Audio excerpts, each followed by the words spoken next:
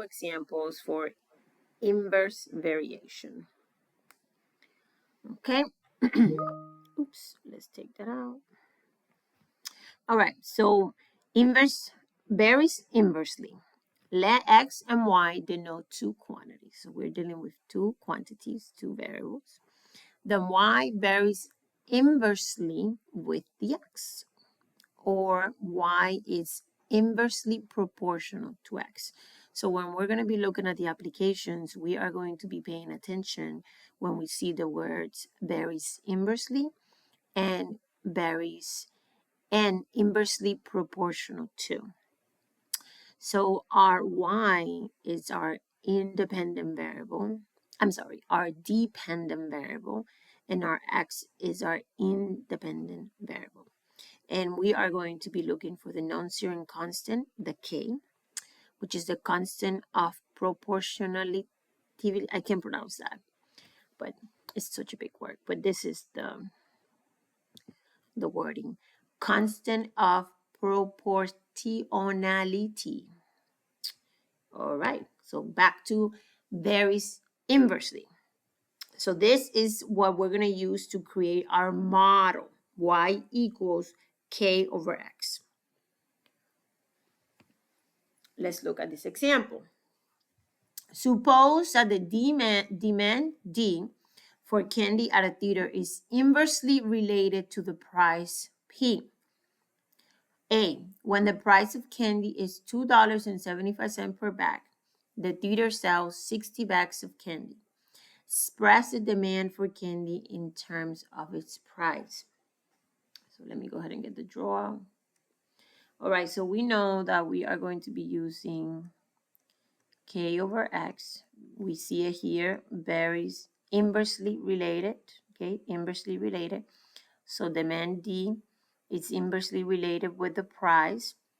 The demand depends on the price, all right? If I go ahead and substitute those variables, k over x, oops, not x, over p, okay, oops, over p. Okay, so in this part right here, we are given the information that we need in order to find the k. So it says if the candy is $2.75 per bag, the theater sells 60 bags of candy. So 60 is our number of bags. We don't know k, and we divide by 275, which was the price. If I am solving for k, I'm going to multiply top and bottom by 275, so I can cancel that denominator, and my k equals to, what was it? I had that answer already. 165. Oops. Now that I have that information, I can go back and write my model, which will be D equals 165 over P. Okay, so now I have my model. Okay, that's for part A. Now that I have my model, I can answer part B. Determine the number of bags of candy that will be sold if the price is $3. So I need to find the demand. So I do 165 over the $3. And that gives me 55 bags will be sold. So first, we need to identify the type of inverse of variation, and this is inverse variation. Then we looked for our variables. The demand depends on the price. So price is the independent variable and the demand is a dependent variable.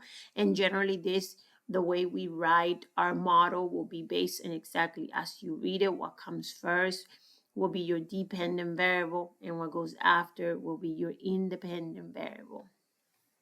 Let's look at another example. So we have the volume of a gas, B, so volume of the gas, is held at a constant temperature in a closed container. Varies inversely, okay?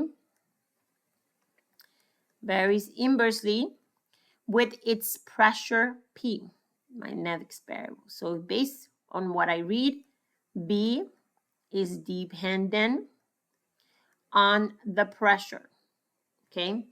If the volume of the gas is 600 cubic centimeters, okay, when the pressure is 150 millimeters of mercury, find the volume when the pressure is 400 and 400. All right, before we keep going, we are given this information to create our model. So the volume of gas is 600. I need to find K over a pressure of 150. So K equals to, I have the answer of that, 90,000. And I get 90,000 because I multiply both sides by 150. Oop, I changed color, but it didn't change. I multiply both sides by the 150. Okay, and those two cancel. So now I can write my model. So it will be B equals the 90,000 over the pressure. Now that I have the model, I can take this and answer the final question. When I am given pressure, what would the volume be? Okay. And I do this division and I get 225. Volume, the units for volume are right here. Centimeters cube. Right here. Change. Okay. Centimeters cube. And that is my answer. So those were two examples for varies inversely.